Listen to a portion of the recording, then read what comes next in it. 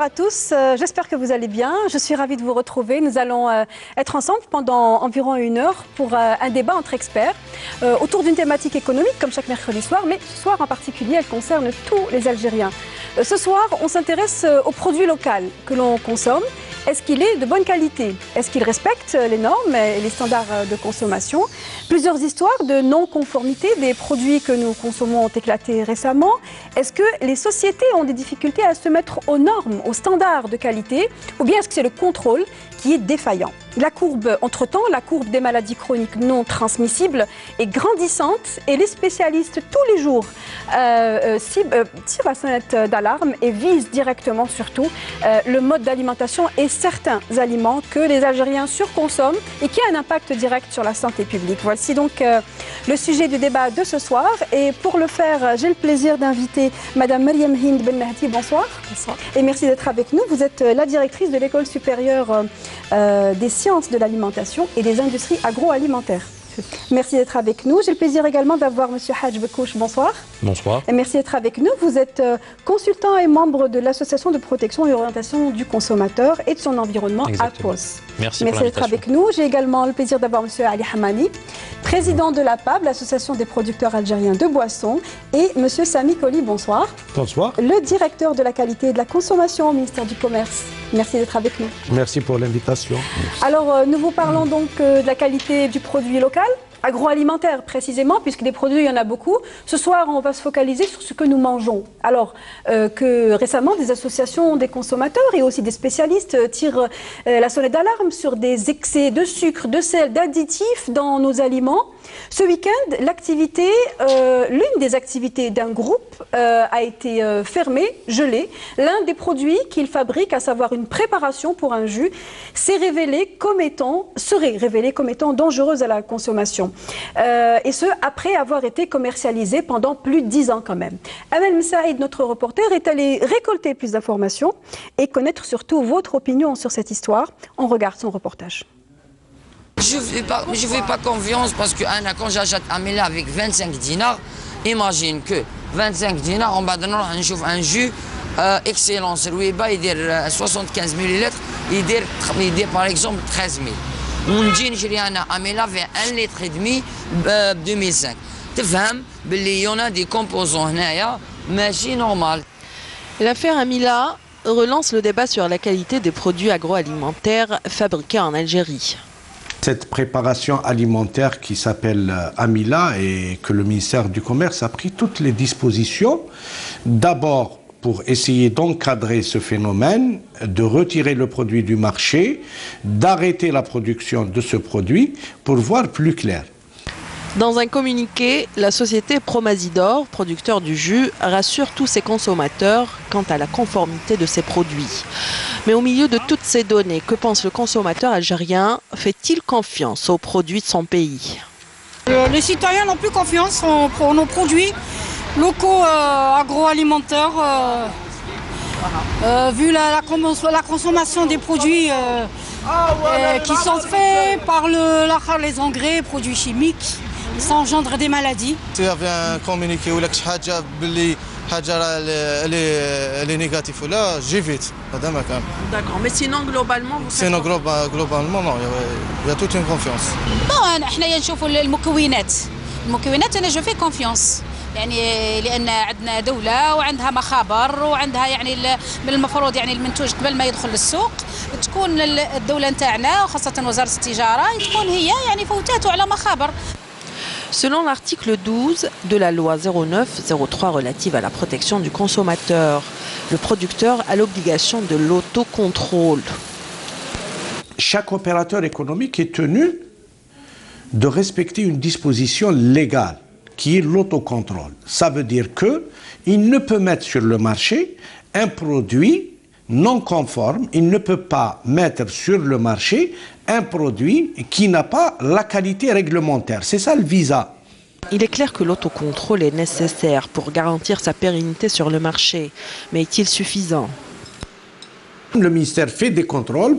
D'abord, il y a le contrôle sur terrain, le contrôle scriptural, c'est ce que nous appelons aussi la constatation directe sur le marché, vérifier que l'étiquetage est conforme, vérifier que toutes les informations sont portées à la connaissance du consommateur, mais aussi vérifier la composition du produit, vérifier les matières premières. Il y a aujourd'hui un dispositif pour les règles d'hygiène qui a été pris en 2017 et qui est entré en vigueur et qui rend la méthode HACCP obligatoire dans toutes les industries agroalimentaires. L'Algérie s'est dotée depuis quelques années d'une batterie de lois pour garantir la qualité des produits en imposant notamment aux fabricants un standard et des normes internationales. L'Algérie n'avait pas de mécanisme réglementaire en ce qui concerne les additifs alimentaires, avant 2012. Mais depuis 2012, il y a un décret qui répond à 100% à une norme internationale qui est le Codex Alimentarius et qui fixe des seuils limites dans la composition des produits alimentaires pour ce qui est de tel ou tel additif, comme par exemple les édulcorants, comme des exhausteurs de goût, les matières aromatisantes et ainsi de suite. Le sel, le sucre, tout ça? Le sel, le sucre et les matières grasses, c'est un nouveau cheval de bataille. Le ministère du Commerce a pris ses responsabilités. Il est en train de mettre en place ces mécanismes. D'abord, il y a tout le cadre réglementaire à travers l'arrêté interministériel relatif à l'étiquetage nutritionnel. Et c'est là, quand je vous ai dit, il y a un saut qualitatif. Ce débat sur la qualité nous renvoie à la problématique de la santé publique. À titre d'exemple, de 2004 à 2017, la prévalence du diabète a doublé, passant de 8,9% à plus de 14%, ce qui nous fait plus de 5 millions de diabétiques en Algérie. Ainsi, la prise en charge de cette maladie représente un quart des dépenses de la CNAS en matière de remboursement. On a donc pu voir dans ce reportage qui globalement parle de la qualité des produits agroalimentaires, à quel point les Algériens font ou ne font pas confiance, à quel point ils sont aussi attentifs aux composants que chaque produit contient. Mais nous allons quand même commencer de la même manière que l'entame a été fait dans ce reportage, par le fait d'actualité qui concerne donc cette préparation qui permet d'obtenir un jus qui a été retiré du marché. À cause d'un composant. Alors, Ali Hamani, vous êtes président de l'association des producteurs de boissons. Qu'est-ce qui s'est réellement passé avec cette marque pas de jus, vous m'avez dit tout à l'heure en off, mais de préparation pour un jus qui appartient au groupe Promazidor? Pour une boisson. Pour une boisson. Alors, je voudrais effectivement rectifier parce qu'il y a beaucoup de gens, ils ont appelé ça jus. Il faudrait qu'on s'entende très bien sur la dénomination des produits. Et là, je profite aussi, c'est une des revendications donc, de notre association pour la promulgation du RTA, du règlement technique algérien, qui lui rappelle effectivement toutes les règles internationales en matière de dénomination des produits et en même temps de tous les ingrédients utilisés au niveau de chaque type de produit. Ceci dit, en ce qui concerne ce produit-là, effectivement, nous-mêmes, en tant qu'association, nous avons interpellé le producteur lui-même pour avoir plus d'explications. Il s'agit effectivement d'une préparation donc, aromatique qui, avec ça, qui nous permet d'avoir une boisson aromatisée. Attention, parce que la définition d'un jus répond à des critères. Bah, c'est quelque chose qu'on va boire in fine, Ali Hamani. C'est une boisson aromatisée, oui, mais parce qu'il faudrait qu'on fasse très attention. Parce qu'au niveau de la dénomination des produits, il faudrait aussi que nos producteurs, effectivement, soient confiants et qui doivent déterminer et, disons, appliquer à la lettre la dénomination de leurs produits. Pourquoi elle a été retirée du marché? Donc il a été retiré parce qu'effectivement, ils ont trouvé que suite un petit peu à toute l'information qui avait été donnée, le ministère du Commerce donc, a pris une mesure, si vous voulez, provisoire en attendant qu'il y ait beaucoup plus, puisqu'ils ont lancé d'autres types d'analyses, et en même temps pour essayer moi je pense qu'ils pourraient essayer de voir un peu plus clair sur les contenus, parce que même au niveau de certains médias, on a mélangé un certain nombre de termes tels que alcoolaïde, les gens l'ont compris comme alcool, donc c'est beaucoup plus pour mettre les gens et le consommateur, effectivement, lui donner toutes les informations voulues à travers des analyses complémentaires. Et c'est dans ce sens que le ministère du Commerce a pris cette décision pour un petit peu calmer les choses et avoir plus d'éléments lui permettant de prendre une décision finale. Parce qu'il faut dire que ce produit existe depuis de très longues années et ce n'est pas le seul produit qui est commercialisé aujourd'hui sur le marché algérien. Vous avez parlé d'alcaloïdes et l'alcaloïde en question, c'est donc, on va dire, une substance, une réaction qui est à l'origine d'un produit qui s'appelle le pyrazole. Aujourd'hui, c'est le ministère du Commerce, Sami Koli, vous allez répondre à la deuxième question. On vous a vu dans le reportage, mais c'est parce que vous êtes la personne clé chargée du dossier de la qualité. Si le ministère a fermé la ligne de production de Amila, c'est parce qu'il y a eu, est-ce qu'il y a eu des victimes ou bien est-ce que des Algériens, des jeunes, on a parlé des jeunes Algériens qui ont consommé cette poudre directement sans la dissoudre, donc ingérée par la voie nasale. C'est ce que comporte, c'est ce que dit le communiqué du groupe. Aujourd'hui, est-ce qu'il y a eu des situations d'accidents? Merci de nous donner la parole pour nous expliquer, pour éclaircir certains points. D'abord, le ministère du Commerce n'attend pas à ce qu'il y ait des victimes pour réagir.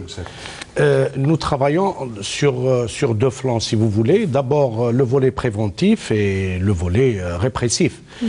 Dans cette situation, c'est beaucoup plus par prévention. Et là, nous avons utilisé un mécanisme légal qui est la loi 0903. L'article 58 nous permet d'intervenir par le biais du principe de précaution et prendre les mesures conservatoires. D'abord, nous n'avons pas fermé l'unité de production. Nous avons arrêté, suspendu momentanément une ligne de production qui produit ce produit parce que cette société produit d'autres produits qui ne posent aucun problème. Ce principe de précaution, il est étendu à travers tout le territoire national grâce à un deuxième mécanisme qui est le décret 12-203 relatif à la sécurité des produits. Et là, nous avons actionné les articles à partir de l'article 5 jusqu'à l'article 8 parce que vous dites que le produit est commercialisé depuis un certain nombre d'années.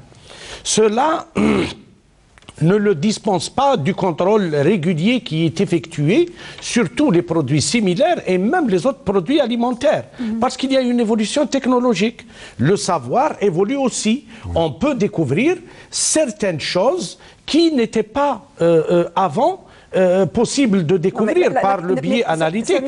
La question, c'est de dire si aujourd'hui il y a un danger potentiel sur les consommateurs, c'est qu'il y a eu, durant les 15 dernières années, un danger potentiel. C'est-à-dire que les gens ont été exposés à ce prétendu danger. Je vous l'accorde, madame. Oui, Rien n'est encore prouvé. Oui, je vous l'accorde. Derrière chaque produit, il y a un danger potentiel. Tout dépend comment qu'on le consomme, comment qu'on le prépare, comment qu'on l'utilise. Et il y a, derrière toute cette affaire, il y a un usage qui n'était pas prévu. Au-delà de la consommation, le produit a été inhalé par des consommateurs vulnérables. Tous les mécanismes légaux, tous les mécanismes réglementaires prévoient aussi, parce que tout le monde crie au scandale et dit qu'il n'y a pas assez de protection, il n'y a pas assez de texte. Moi, je dis non. Il y a suffisamment de textes. J'ai parlé du décret 12-203. Son article 15 permet d'abord au pouvoir public que nous représentons en matière de protection du consommateur de réagir au quart de tour. Mais aussi, cet article oblige l'opérateur à retirer le produit du marché, à bloquer la fabrication de ce produit et de fournir toutes les informations aux autorités publiques, mais aussi de communiquer avec le consommateur et lui dire, pour l'instant, faites attention, ne consommez pas ce produit parce que nous allons engager des mesures pour vérifier, des analyses complémentaires et ainsi de suite. Alors on va essayer d'imaginer comment cette situation aurait pu être évitée. Aujourd'hui, l'État s'est saisi parce qu'il est dans le rôle de prévention. Donc vous dites qu'il n'y a pas eu de victimes pour l'instant et c'est tant mieux. Aujourd'hui, est-ce que l'on aurait dû s'attendre dans l'étiquetage de ce produit eh bien, de trouver qu'il y a une possibilité qu'il ne faut surtout pas envisager, celle d'inhaler ce produit. Est-ce que cela figure dans l'étiquetage Monsieur Hadj Bekouche, qui est dans la protection des consommateurs, vous avez peut-être la réponse. Oui, avant de répondre à cette problématique, il faudrait d'abord revenir sur une autre problématique, celle de la qualification de cette boisson ou de cette préparation, mais aussi sur le rôle du ministère. Tout d'abord, nous, en tant qu'organisation algérienne de la protection du consommateur, nous remercions et nous encourageons les décisions qui ont été prises par les autorités, notamment pour la prévention de la santé publique et donc du consommateur. Mais pour ce qui est de la qualification de cette boisson, est-ce que c'est un jus, est-ce que c'est une boisson tout court, est-ce que c'est autre chose? Ça, c'est une problématique qui pourrait être posée au niveau technique et donc qui pourrait être abordée par des techniciens en la matière. Qui ne concerne pas le consommateur finalement. Si, ça concerne directement le consommateur. Mais le consommateur lambda, quand il va acheter ce produit dont on était en train de parler, il va dire au commerçant, je veux tel jus. Donc il aborde le sujet de telle manière. C'est-à-dire, il dit, donnez-moi le jus Amila. Il le considère comme un jus. Exactement. Donc la qualification juridique, d'ailleurs c'est bien de rappeler qu'il va y avoir des textes, et d'ailleurs ce n'est pas le seul texte qu'il va y avoir des textes concernant d'autres produits tels que le chocolat et tout ça. C'est-à-dire que l'aspect technique, ce n'est pas au consommateur de le maîtriser. Et ça, ce n'est pas qu'en matière agroalimentaire. C'est-à-dire que vous partez même dans la qualification de telle ou telle machine, dans le contrôle ou dans le fait d'aborder les aspects techniques de tel ou tel produit ou de telle ou telle machine, ce n'est pas au consommateur de le connaître. Le consommateur, il achète ce produit et il le consomme ou il l'utilise. Maintenant, pour ce produit, est-ce qu'effectivement il respecte les normes légales ou pas? Je pense que c'est aux autorités de répondre parce que c'est eux qui ont les compétences en la matière et c'est à eux de répondre à ça suite au dispositif qui a été... Est-ce que pour l'étiquetage, il aurait fallu... Maintenant, pour ce qui est de l'étiquetage, moi je vous réponds tout simplement. Quand vous achetez de la farine, vous l'inhalez. Est-ce que c'est un danger pour le consommateur? Je pense qu'à un degré près, ce n'est pas aussi dangereux que ce produit-là. Donc, il faudrait savoir que ce produit, qui est un produit de large consommation et qui est par la suite consommé surtout par des enfants, il faut le savoir, à partir du moment où il est dangereux pour l'enfant, à ce moment-là, il faut se poser des questions. Est-ce qu'il faudrait changer la production? Est-ce qu'il faudrait changer les composants? Ou est-ce qu'il faut, tout court, le retirer du marché? C'est ça la problématique posée. Nous, en tant qu'organisation algérienne de la protection du consommateur, et c'est pour cette raison que nous avons interpellé les autorités. Nous avons constaté un danger. Ce danger, maintenant, en le buvant ou en l'inhalant, ça reste un danger. À partir du moment où le consommateur et surtout l'enfant l'utilise d'une manière qui est dangereuse pour lui, il faut se poser la question. Une question qui n'a strictement rien à voir avec l'économie, mais qui me démange, excusez-moi du terme. Comment ces personnes ont su qu'en inhalant cette poudre, ils allaient avoir l'effet d'un alcaloïde? Je ne dis pas de bêtises. C'est bien ça, Madame Hind Ben Mehdi. Selon vous, comment ont-ils pu deviner cela? Et est-ce que, encore une fois, je vous repose la même question, est-ce que ce principe actif aurait dû figurer pour alerter les parents, ne serait-ce que cela, sur les étiquettes? Alors c'est un peu compliqué, parce que si vous vous rappelez, il y a quelques années, on avait le même phénomène avec la colle. Les jeunes sniffaient de la colle, alors que la colle, sur le plan, on va dire, normalement... fait partie des fournitures scolaires. Fournitures scolaires, vous allez le retrouver dans n'importe quelle trousse d'un petit gamin de 5 ans et de 6 ans, même au niveau de l'école, au niveau de la crèche. Par contre, je n'ai jamais vu aucun, en tout cas, à ce niveau-là, ça veut dire qu'on sait qu'il y a danger, mais elle figure toujours dans les trousses, elle est toujours utilisée, elle est toujours dans les tables. Donc, à mon sens... Quand, vous savez, il y a des usages, il y a aussi les réseaux sociaux qui véhiculent beaucoup d'informations, qui aussi donnent des idées aux jeunes et aux moins jeunes. Et ça, on l'a vu il y a quelques mois avec un jeu qui a fait beaucoup de victimes. Celui de la baleine bleue, par exemple. Et donc, cette information a été véhiculée par les réseaux sociaux. Néanmoins, pour revenir à cette préparation, ce qu'il faut savoir, c'est que le fabricant est tenu de communiquer sur sa composition, donner toute la composition détaillée. Donc ça, c'est une obligation légale. Il doit aussi alerter sur le fait si ce produit convient ou ne convient pas à certaines, on va dire, certaines franges de la population. Il peut être, s'il contient des édulcorants, on va dire qu'il est déconseillé aux enfants qui sont en dessous d'un certain âge. Donc ça fait partie on va dire, des obligations légales en matière d'étiquetage. Maintenant, il est très difficile pour un fabricant de lui demander, de vous dire, il ne doit pas être inhalé, il ne doit pas être utilisé en cosmétique. On l'a vu, il y a plein de produits qui sont détournés de leur vocation première. Le poivre, aucun fabricant ne vous a dit il est interdit de l'inhaler ou de le sniffer. Vous vous attendez pas à l'avoir au niveau. Donc, à mon sens, au jour d'aujourd'hui, il y a un travail qui doit être fait. Il y a d'abord l'éducation du consommateur qui est obligatoire. Et peut-être aussi des précautions, au vu des expériences qui sont vécues, des précautions des producteurs. Ça veut dire, ça va nous inciter à améliorer l'étiquetage, en plus des allégations nutritionnelles, aller un peu plus loin en matière de réglementation d'étiquetage. Donc, on apprend en marchant, ça c'est certain. Oui. Deuxièmement, je pense aussi, ce qui est important, c'est que le consommateur joue le jeu et qu'il fasse preuve d'un peu plus de maturité, un peu plus de curiosité. Il ne suffit pas, parce que, comme l'a dit le jeune dans votre reportage, lui, il a été très lucide. Il vous l'a dit, acheter un produit à 25 et à 130, c'est clair qu'on ne s'attend pas à la même qualité nutritionnelle. Mais ça ne s'applique pas à tout le monde. Hein. On sait aujourd'hui que le panier de la ménagère est en train de se rétrécir à vue d'œil. Et avoir un litre de boisson à 25 dinars plutôt que de l'avoir à 70, 80, on est d'accord pour dire que pour beaucoup de familles, il n'y a pas photo. Non, mais ça c'est certain, je ne vous contredis pas sur ce point-là, mais ces mêmes familles sont très lucides sur le produit qu'elles sont en train d'acheter, sur la qualité du produit, sa composition, en tout cas du coût de la matière première. Oui, monsieur Pardon, ce qui est important de dire, parce que ça c'est important, il faut que le consommateur algérien devienne un consommateur averti, parce que responsable, parce que c'est lui qui achète ce produit-là et c'est lui qui paye. Donc c'est à lui de faire un choix responsable et c'est aussi la responsabilité des parents de vérifier et de contrôler l'usage des produits qu'ils ramènent à la maison. Ce qui n'explique pas que d'acheter quelque chose devrait être de moindre qualité. Hein. Si vous permettez, vous me tendez une perche parce que là, je dois rappeler un point. Nous avons remarqué qu'ici en Algérie, on a tendance, à chaque fois qu'il y a un problème lié à un produit, le premier fautif, c'est le consommateur. Il y a un constat. Le produit, il est potentiellement dangereux pour le consommateur. C'est un produit qui fait partie des produits agroalimentaires, c'est-à-dire qui doit être consommé pour le corps. Une colle et un jus ou une boisson, ce n'est pas la même chose. Une colle, il est clair qu'il ne faut pas l'inhaler. Ça, c'est une question. Et encore, il faut se poser la question, est-ce qu'il ne devrait pas y avoir un travail sur la production de ces colles?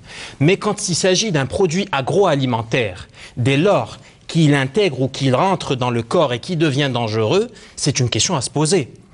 On se pose toujours la question, pourquoi est-ce que le consommateur algérien n'est pas averti? Je suis désolé. Un enfant de 5 ans, quand il approche une épicerie du coin, qu'il achète un produit, il n'est pas censé savoir s'il faut l'inhaler ou pas. Et s'il l'inhale, c'est qu'il y a un problème. C'est-à-dire que s'il va l'inhaler, c'est-à-dire qu'il y a quelque chose derrière. En l'utilisant, il y a un effet de drogue. C'est qu'il y a un problème derrière ce produit. C'est qu'il n'est pas censé Donc il faut exister. arrêter ce procès que l'on fait à chaque fois au consommateur. Le consommateur algérien, il se pose des questions, il y a droit. Si un parent retrouve un enfant avec un problème de santé et c'est lié à un produit, ce n'est pas le parent, ce n'est pas le père ou la mère qui est fautif, ce n'est pas l'enfant qui est fautif, c'est le producteur. Attendez, je ne suis pas d'accord. Je ne suis pas tout à fait d'accord à ce que vous êtes en train de dire. Ça veut dire que vous oubliez que nous sommes nous-mêmes des consommateurs avant qu'on soit producteurs. Et quand j'ai un produit qui est mis sur le marché, il y a son usage. Dans tout produit fabriqué, il y a un usage. Maintenant, ce n'est pas avec les yeux d'aujourd'hui, avec cet incident, qu'on va remettre en cause plus de 20 ans d'existence d'un produit. D'un produit ou tous les produits? D'un produit, je vais y répondre. Un produit ou du même type de produit. Très bien. Maintenant, il y a un fait qui est là. Il faut le prendre en tant que tel. Voir qu'est-ce que nous devons faire en tant que producteurs et en tant qu'administration, quelles sont les mesures à prendre pour éviter à ce que ce type d'action, pour ne pas dire, puisse se répéter. Mais au contraire, on est d'accord sur ce point. C'est tout. Mais maintenant, on ne peut pas. Parce que vous êtes en train de dire tout est de la responsabilité du producteur. Non, ce n'est pas ce que j'ai dit, monsieur. Non, monsieur parce que nous avons une responsabilité. Permettez-moi de vous répondre sur ce point. Nous ne remettons pas en question le producteur algérien. Non, notre responsabilité, c'est de mettre un produit sur le marché qui répond à des règles de qualité. Oui, ça, c'est notre propre responsabilité. Il y a aussi un engagement aussi pour la santé publique. Permettez-moi de vous répondre. Mais bien sûr, c'est notre rôle. Écoutez, je ne suis pas en train de vous dire que toute la faute est sur le producteur algérien. Au contraire, d'ailleurs, je vais vous répondre en vous disant que moi-même, en tant que membre de l'Organisation algérienne de la protection du consommateur et en tant que consommateur algérien, j'appelle parfois à consommer certains produits algériens et ne pas consommer des produits étrangers. À titre personnel, je le fais. Là n'est pas la question. Mais il s'agit d'un produit Nous avons cité un produit en exemple. Si ce produit, il y a dedans un potentiel danger pour le consommateur, il faut se poser la question. Pourquoi? Et si, quand on l'expose à la vente, il y a un enfant qui va l'inhaler et que par la suite, il devient dangereux pour lui ou il cause des problèmes de santé, il faut se poser la question. Donc, je ne vous dis pas que tous les producteurs algériens devraient avoir peur. Je pense qu'on a compris. Il y a une responsabilité qui est partagée entre le producteur et le consommateur. Je voudrais, avant de clore cette question de cet épisode de la préparation de jus, faire parler M. Sami Koli et rappeler aussi que la société s'est défendue par le biais d'un communiqué. Nous l'avons contactée et elle nous a renvoyé vers un communiqué en disant que l'ensemble des composants de ce produit répondent aux normes et aux standards de qualité et que surtout, il n'était pas ce qui a été respecté en termes de dosage a été fait. Ils disent que la raison, c'est que la poudre a été ingérée. Aujourd'hui, quelles sont les mesures qui peuvent être prises pour que cette situation ne se reproduise pas? Tout d'abord, j'aimerais revenir sur la gestion médiatique de cette affaire. Oui. Des fois... C'était la faute du consommateur, du producteur, maintenant ça va être la faute des journalistes. Allez-y. Non, c'est pas grave, on prend sur nous, M. Collier. Je n'ai rien dit encore, et voilà que vous me mettez... Oui, je suis dans mon rôle. Oui, c'est... Je ne sais pas... Et donc le traitement médiatique n'a pas été contrôlé? Non, pas du tout. On a parlé de jus alors que ce n'est pas un jus, c'est une préparation instantanée en poudre qui va donner naissance avec de l'eau, qui va donner naissance à une boisson entre parenthèses. Oui. D'accord? Aromatisé. C'est un produit de synthèse. Il n'y a de naturel que le sucre et l'eau. Tout le reste, c'est une formule qui est développée par le fabricant et qui est constituée d'additifs alimentaires qui ont plusieurs fonctions technologiques.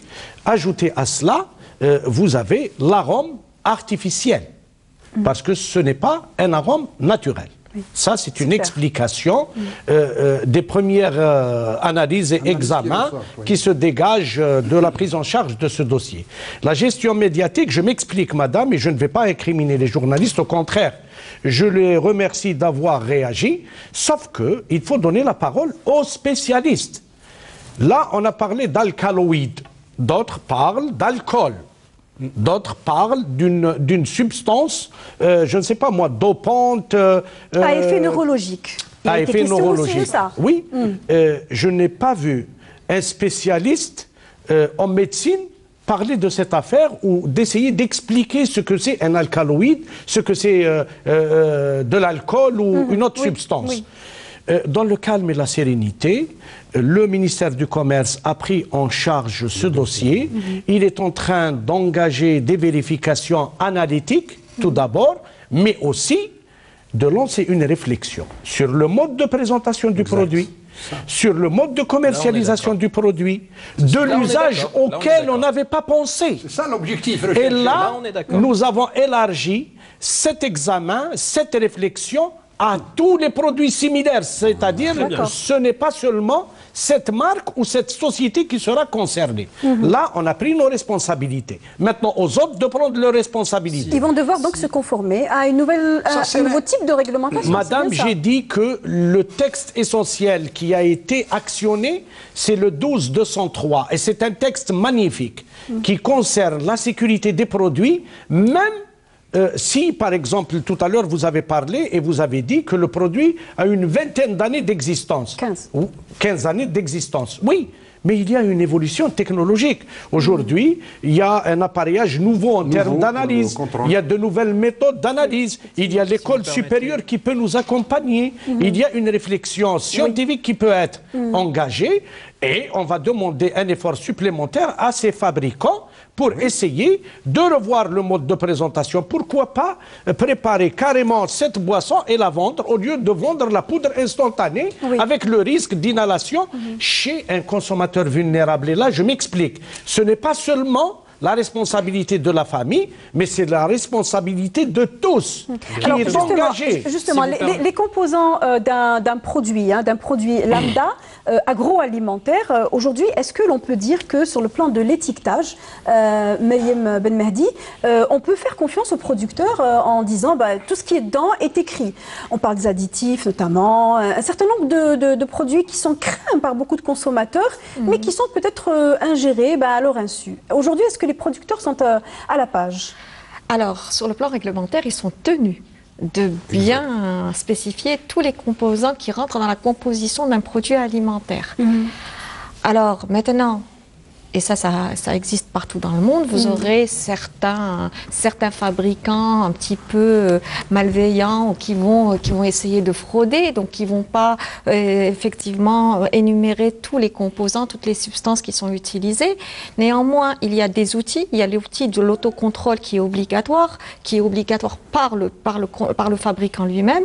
Et ensuite, il y a un deuxième outil qui est l'outil de contrôle par des entités indépendantes, dont le ministère du Commerce, certains centres de contrôle qui vont venir là faire des contrôles inopinés ou après production, c'est ce qu'on appelle, on va dire, le contrôle en aval, et ça va permettre éventuellement, si on voit qu'il y a des contrevenants, de sanctionner. Mais pour revenir à votre question, il faut savoir qu'en termes d'analytique, ce qu'on appelle nous les analyses physico-chimiques, tout ce qui est pour essayer d'identifier les différentes substances qui rentrent dans la composition d'un produit agroalimentaire, beaucoup de progrès ont été faits. Il y a 10 ans, il y avait des produits qu'on n'arrivait pas à déceler et qui étaient utilisés par bon nombre d'industriels, dont des industriels qui sont mondialement connus. Mais maintenant, les techniques d'analyse ont atteint des seuils de sensibilité et de précision tels qu'on peut aller très loin. Est-ce que nous les avons? Est-ce que nous sommes à la pointe de cette technologie?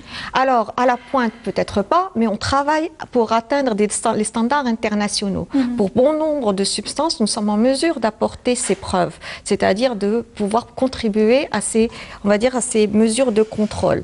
Ce qu'il faut savoir aussi, c'est qu'il ne s'agit pas d'un contrôle qu'on fait une fois par hasard, il s'agit de contrôles réguliers. Et là, on revient à une notion qui est encore plus importante que le contrôle, c'est la traçabilité produit.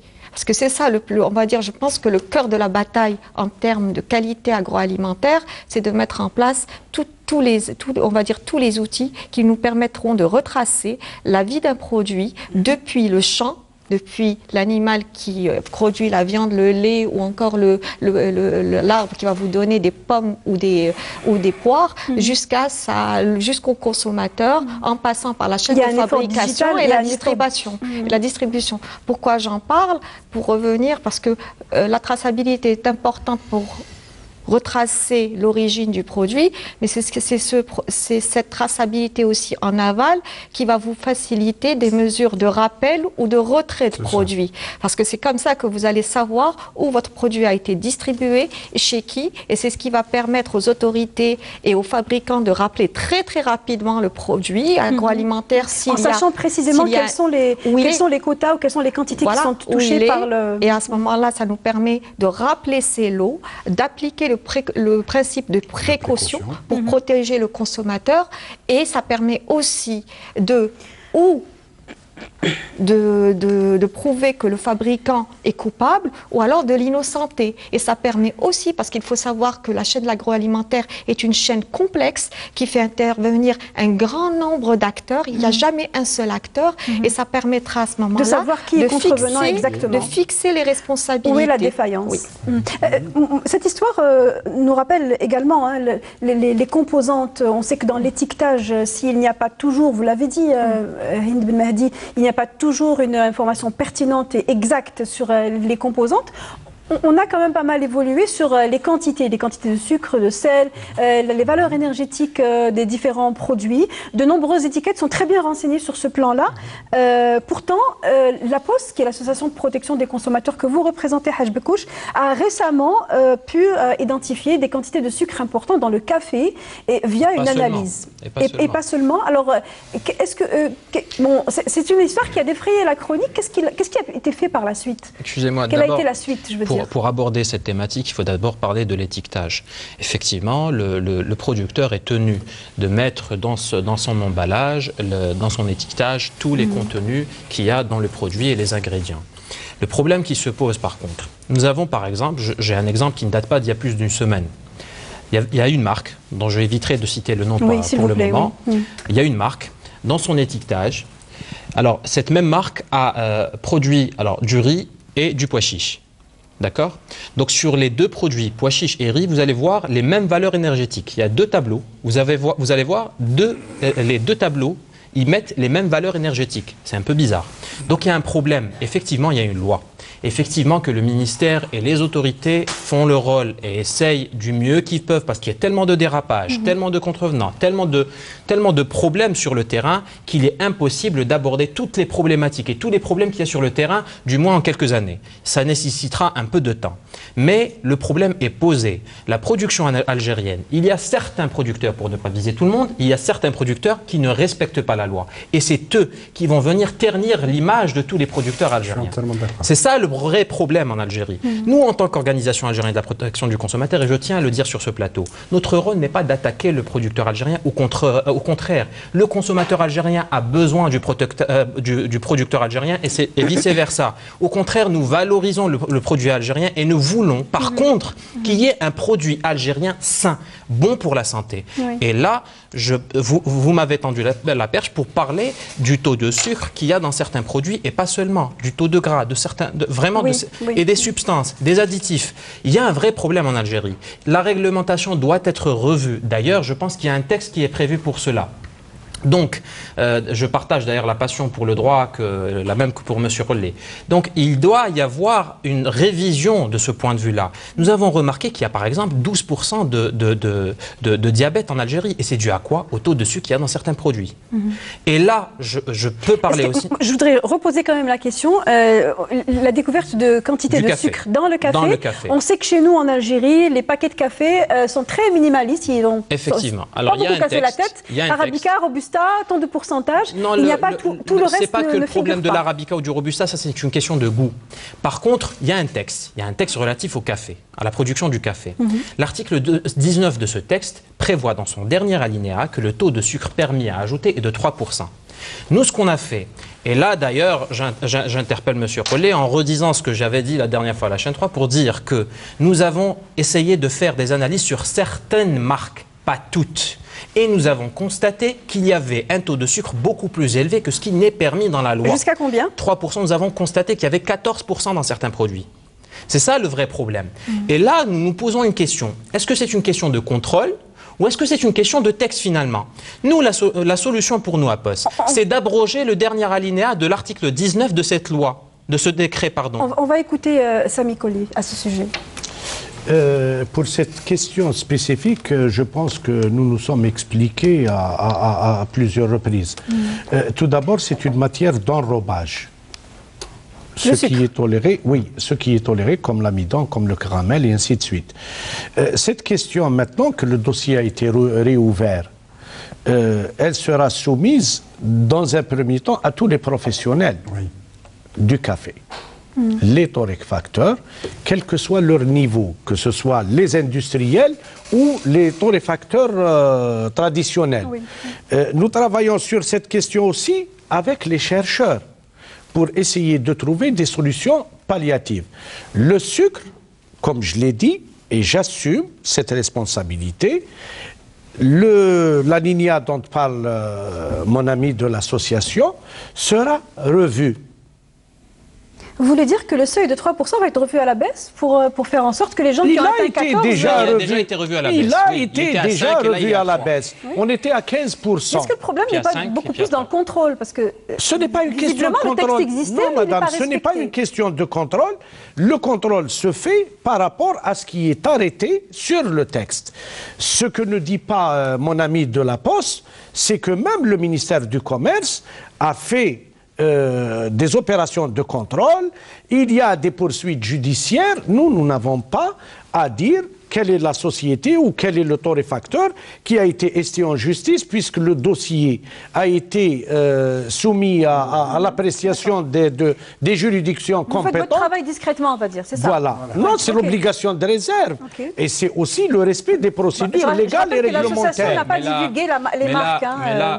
Bon, certes, si, il y a des marques qui ont... Enfin, non, il y a matière à débat. Il y a matière à débat, effectivement. Non, mais ce qu'il faut rappeler, nous, on n'est pas en train de dire que les autorités n'ont pas fait leur travail là-dessus, au contraire. Au contraire, nous valorisons le travail qui a été fait par le ministère. Maintenant, le problème du café. Pourquoi est-ce qu'on veut qu'il y ait l'abrogation de cet article? Parce que nous avons remarqué qu'il y a un dérapage. Celui qui a envie de rajouter du sucre, il n'a qu'à le rajouter dans son verre. C'est tout. Maintenant, le problème du sucre, ça remonte à il y a plusieurs années, à la Deuxième Guerre mondiale, où il y avait un problème de marge de bénéfice, et c'est pour cette raison qu'on a introduit le sucre dans la production de café. C'est un long débat. Maintenant, l'article 19 dont on parle, qu'est-ce qu'il dispose de quoi? Il dit que le producteur de café, dès lors qu'il enrobe le café avec du sucre, il doit mentionner dans son étiquetage que c'est une obligation, que c'est un café enrobé de sucre et non pas un café. Parce qu'il ne devient plus café pur et dur, c'est un café enrobé de sucre. Or, le premier dérapage qu'il y a, c'est par rapport à cette mention-là. C'est-à-dire que certains producteurs ne mentionnent pas dans leur étiquetage l'enrobage du sucre. Ils disent que c'est du café. Or, ce n'est pas le cas. Et ce n'est pas tous les producteurs, certains producteurs, je le rappelle. Maintenant, le problème qui se pose, ces 3%-là, si la réglementation ou la loi dit qu'il faut ne pas dépasser un seuil de 3% de sucre, et on trouve finalement qu'il y a 14% de sucre, c'est-à-dire qu'il n'y a pas assez de moyens de contrôle, ou du moins, on ne peut pas contrôler tout le marché du café. Est-ce que vous êtes d'accord? C'est pour cette raison qu'il faut abroger cet article. Hind Mariam Ben Mehdi, est-ce que l'on pouvait éviter d'arriver à un taux aussi important en sucre? En tout cas pour ce produit-là. Vous savez, quand il y a volonté de fraude, vous pouvez bloquer personne. Ça dépend déjà de la volonté du fabricant. Est-ce que c'est un fabricant qui veut se démarquer, qui veut, par la qualité de son produit, par la qualité intrinsèque, qu'elle soit organoleptique, qu'elle soit sanitaire, qu'elle soit nutritionnelle, ou est-ce que c'est quelqu'un qui veut gagner de l'argent pendant 5 ans et ensuite changer de zone d'activité ou de domaine d'activité? Vous allez le retrouver dans un autre secteur. Le tissu industriel connaît ces activités, on va dire, qui sont très, comment dire, qui saisissent certaines occasions. Les boissons ne sont pas en reste d'ailleurs. Il y a certaines marques de boissons qui apparaissent juste pendant une période et qui disparaissent pendant une autre. Ce qu'on appelle des industriels versatiles, spontanés, qui changent de secteur d'activité. Opportunistes, voilà. Si vous permettez, sur le café, moi je peux dire quelque chose, puisque je suis un enfant, si vous voulez, un fils d'un torréfacteur. Donc j'ai vécu. C'est une boisson aussi. C'est une boisson. Donc j'ai vécu ça. C'est une préparation aussi. Et au jour d'aujourd'hui, c'est une boisson. Vous savez, en ce qui concerne effectivement, en ce qui concerne le sucre dans le café, dans le système de torréfaction, je sais qu'au jour d'aujourd'hui, il y a 2 écoles. Il y a des producteurs, c'est-à-dire des torréfacteurs qui sont contre carrément et qui sont en train de créer une sorte de rencontre et pour aller voir les autorités concernées par rapport à d'autres. Parce qu'il y a certains qui vous disent non. Parce qu'on utilise le sucre, pourquoi? C'est par rapport au coût de revient. Exactement. C'est pas... Et puis c'est un système qui a été importé, ça n'existait pas auparavant. Aujourd'hui, si la matière première devait fluctuer vers la hausse, et on sait en parallèle que le pouvoir d'achat est en train de s'affaiblir au fur et à mesure qu'on en avance dans le temps, est-ce que justement il n'y a pas ce risque que les producteurs frelatent leurs produits? Non, à un moment donné, vous savez, nous avons vécu dans le domaine du café, comme c'est un produit boursier, on a eu des tendances vertigineuses. Et à un moment donné, l'État algérien a intervenu en disant il y avait un taux, si vous vous rappelez, de pois chiches qui était permis. Exactement. Donc l'État intervient pour essayer de réguler. Mais on n'a pas le droit de soi d'ajouter tel ou tel ingrédient sans qu'il y ait quand même à ce que les spécialistes, comme vient de dire, il faudrait au jour d'aujourd'hui, il faudrait qu'on soit conscient et qu'on fasse appel à des spécialistes à des gens qui sont du domaine pour nous dire, nous, en tant qu'entreprise, qu'est-ce qu'on peut faire. On ne peut pas décider tout seul.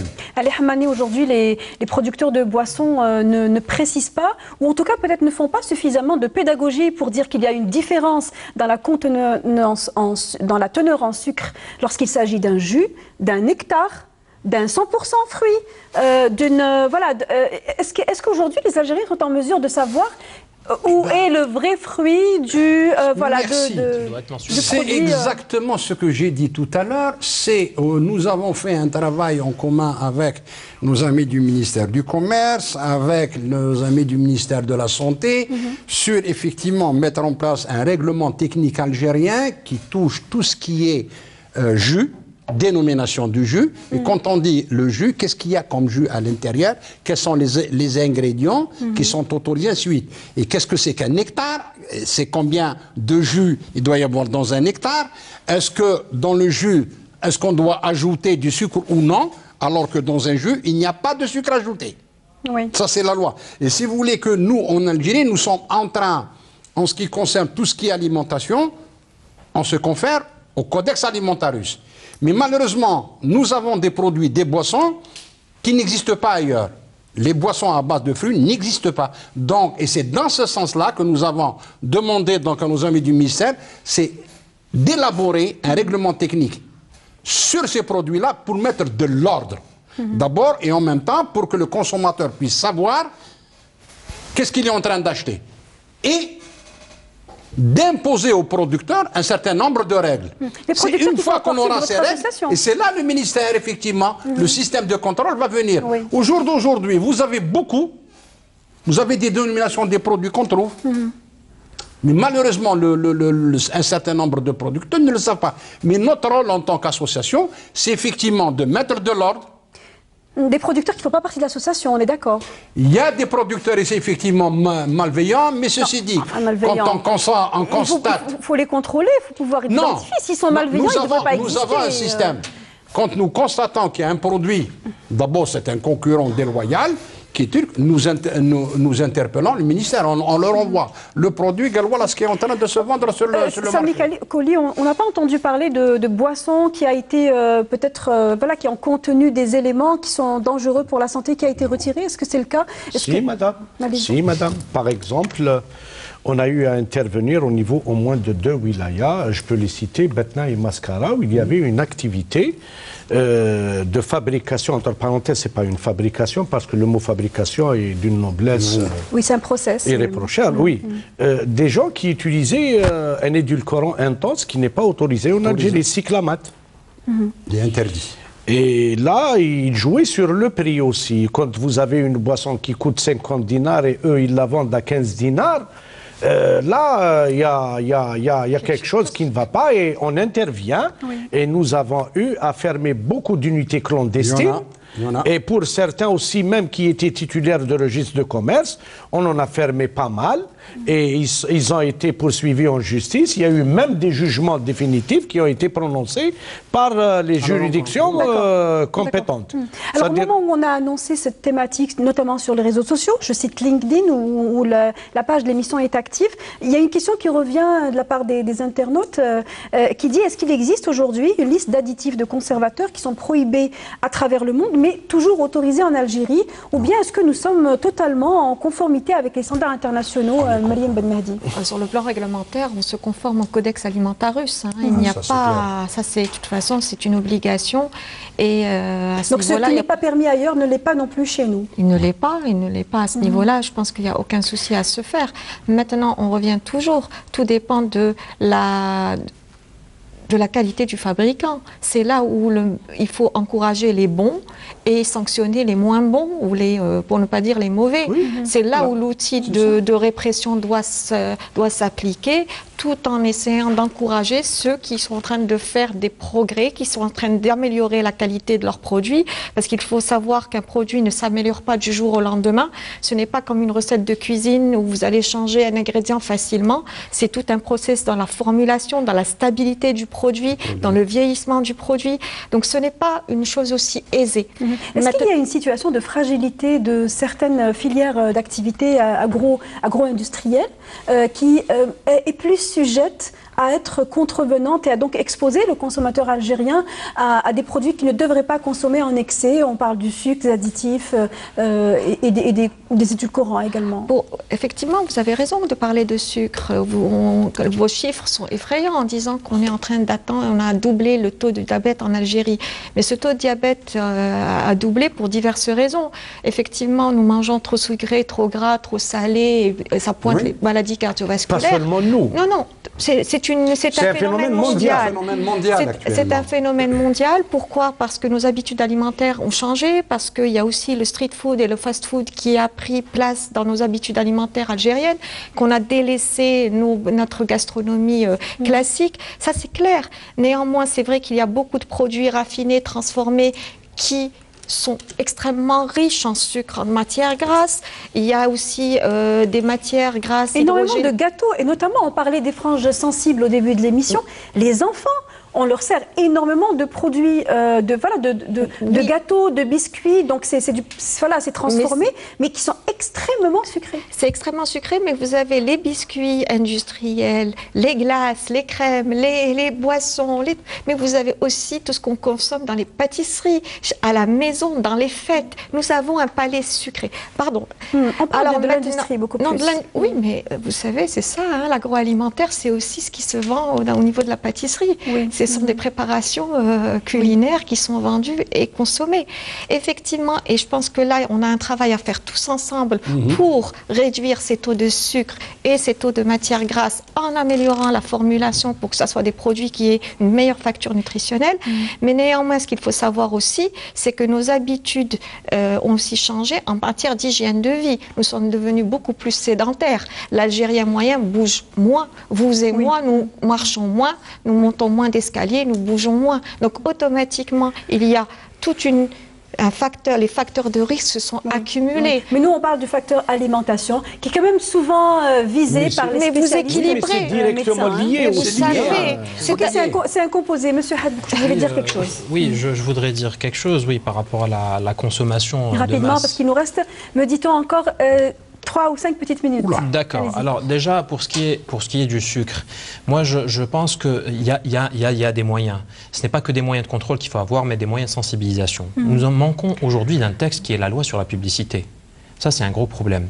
Aujourd'hui, vous avez des publicités que je qualifie de publicités mensongères. Et il y a presque plus de contrôle. Il n'y a pas de contrôle sur ça. Pourquoi? Parce que nous manquons de ce texte aujourd'hui.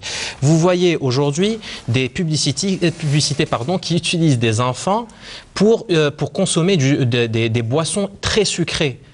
C'est clair que le parent, quand il va voir ça dans la publicité, il va acheter cette boisson pour son enfant parce qu'il a l'impression que c'est une bonne boisson pour son enfant. Et ce n'est pas que les boissons, c'est tous les produits de consommation. Donc il faut qu'il y ait une loi sur la publicité. Et aussi... il y a aussi le placement des publicités à des moments où il y a par exemple un des moyens de contrôle... Mais ça n'existe pas qu'en Algérie, mais on va pas aller très loin. On va pas aller très loin. Il y a un pays qui n'est pas très loin d'ici. Vous allez, quand vous regardez leur publicité, en bas, vous allez voir, ne grignotez pas entre les repas, ne consommez pas, bougez. Ne mangez pas ça. Il doit y avoir cette sensibilisation qui doit être faite au niveau des publicités, c'est-à-dire sur les affiches publicitaires. Oui, qu'on ne laisse pas finalement les producteurs nous vendre n'importe quoi, n'importe comment, à n'importe quel moment. Non, on ne vend pas n'importe quoi, n'importe comment. Non, pas du tout.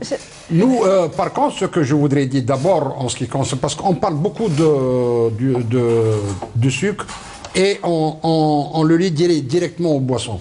C'est parce que vous êtes là. Oui, je suis là. Oui, pas de souci. Mais je voudrais quand même attirer l'attention. C'est que l'industrie des boissons consomme entre 9 à 10% de la consommation nationale de sucre. Et donc, où trouve-t-on le sucre? Vous l'avez partout. Donc il faudrait qu'on fasse très très attention. Et ce que vient de dire notre ami de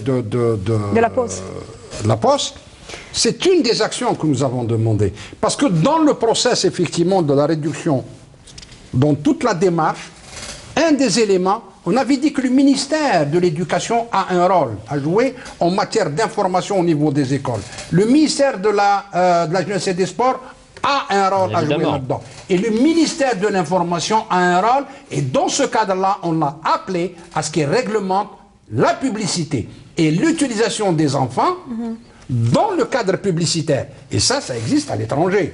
Oui. Les enfants de moins de 12 ans sur un certain nombre sont interdits. Oui. Donc, on avait demandé, si vous voulez, c'est tout un process qui a été mis en place dans le cadre de la réduction du taux de sucre, du taux de sel. Il nous reste pratiquement plus de temps. Je voudrais écouter pour le dernier mot, M. Sami Koli. Au-delà de la publicité, parce qu'on n'aura pas le temps de réagir, je voudrais juste que vous me disiez, aujourd'hui, il y a clairement une maladie qui est le diabète, qui est en train de prendre des proportions, qui est alarmante. Et on l'a dit dans le reportage, un quart de l'assurance sociale est orientée vers le soin des diabétiques. Qu'est-ce qui est fait pour faire en sorte, c'est tout bête, de dire aux producteurs de diminuer d'un cran les quantités de sucre dans leurs produits? Tout d'abord, merci pour cette question, parce que là, on est sous les feux de la rampe pour ce qui est du ministère du Commerce, et on reçoit des coups de partout, parce qu'on essaie aussi de faire une partie du travail des autres. C'est parce qu'on compte beaucoup sur vous, surtout. Oui, tout tombe sur nous, mais jusqu'à maintenant, on supporte et on va de l'avant. Tout d'abord, il y a un dispositif réglementaire qui est mis en place, et beaucoup de textes vont être promulgués en 2019. Tout d'abord, on va revenir aux appellations d'origine, aux appellations dignes de ce nom qui caractérisent certains produits comme les confitures, le chocolat. Et là aussi, on agit sur les spécifications techniques et sur la composition, notamment la contenance de sucre, de sel et de matières grasses. Nous avons un texte sur les matières grasses d'origine végétale, et j'annonce officiellement aujourd'hui qu'on a réduit la quantité ou le taux de matières grasses, surtout les acides gras trans. Ça va être réduit à travers ce texte. Il y a aussi la réduction du sucre dans une partie des produits laitiers, ce que nous appelons communément les yaourts. On descend de 12% à 8% de sucre, sans oublier le règlement technique algérien dont a parlé M. Hammani, à travers lequel on va faire plusieurs actions à la fois. La réduction du sucre pour les boissons fruitées à base de fruits, la définition des jus, et qui sont appelés à ne plus contenir aucun gramme de sucre, et l'encouragement des jus de légumes qui n'existent pas en Algérie. Et là, nous sommes aussi avec notre chère école des sciences de l'aliment et des industries agroalimentaires sur pas mal de pistes que développent les jeunes ingénieurs, sans oublier d'annoncer que la première promotion verra le jour en juin 2019, et j'espère qu'on va fêter ça. Et on espère autant de métiers créés pour la nouvelle promotion. Merci de nous annoncer une année 2019 plus light. Oui, et nous sommes membres pas plus serré, mais plus light en sucre, on va dire. Et nous sommes membres, l'ESAIA et le ministère du Commerce, nous sommes membres d'un mouvement international qui s'appelle WASH, pour la diminution du sel. Et nous accompagnons aussi cette dynamique. Nous avons été félicités pour les efforts déployés même par les associations de consommateurs en 2018. Sur le terrain, dans nos produits, dans les étalages et dans nos courses. Merci. Moi, je vous rassure, il existe. Il y a une qualité réglementaire des produits en Algérie. Directeur de la qualité et de la consommation au ministère du Commerce, merci d'avoir été des nôtres. Monsieur Ali Hammani, merci de répondre toujours présent. Président de l'APAB. Merci à vous, Monsieur Hadj Bekouch, consultant et membre de l'APOS. Et merci à vous, Mariam Hind Ben Mehdi, directrice de l'école supérieure des industries alimentaires, de l'industrie alimentaire, c'est ça? Oui, voilà. Elle est nouvelle, donc elle n'est pas très connue. L'école supérieure des sciences de l'alimentation et des industries agroalimentaires. Merci à vous de nous avoir suivis jusqu'au bout. J'espère qu'on vous a éclairé sur cette question sur la qualité de la consommation algérienne, made in Algérie. Pour revoir cette émission, demain, une séance de rattrapage sur notre chaîne entre 11h et midi. Sinon, le replay sur la chaîne YouTube de Canal Algérie. Je vous souhaite une bonne soirée. La semaine prochaine, on ne se verra pas, mais on se retrouvera pour la première semaine de janvier 2019, Inch'Allah. Je vous souhaite à tous une très bonne année. À bientôt.